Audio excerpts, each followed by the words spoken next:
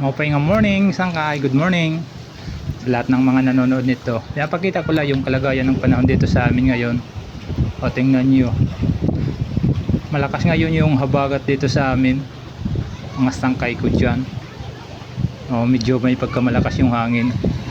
Malaki na yung dagat, pumapasok na dito sa daan. Tingnan nyo mga sangkay, o ito yung kalagayan ng dito sa amin. Basta ganitong mga panahon, malakas yung habagat. Maraming salamat sa lahat ng mga sangkay ko dyan, ng mga nanonood nito. Nakita ko lang, binidyo ko lang para makita nyo dyan yung kalagayan ng panahon dito. O tingnan nyo, medyo malaki na yung dagat kasi high tide ngayon. High tide ngayon dito sa amin ngayon, sangkay.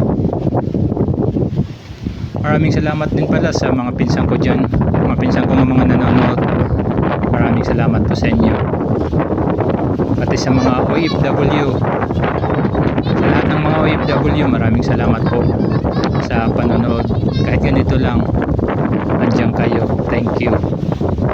Followers, maraming salamat din.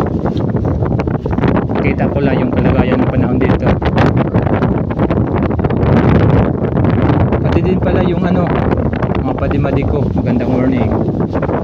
Kasi kumanaragat, magandang morning. Ingat-ingat muna tayo ngayon kasi alam nyo naman yung panahon ngayon, malakas yung habagat. Huwag natin pilitin kapag hindi kaya. O tingnan nyo, sa lahat na lang ang mga nanonood nito, maraming salamat. Binidyo ko lang ito para makita nyo. Ito yung nangyayari dito sa amin kapag ganitong mga buwan. At tapos mayroon bagyong dadaan. Kahit na malayo dito sa amin, apektado kami sa sa habagat. Lumalakas mga sangkay yung habagat kapag may bagyo.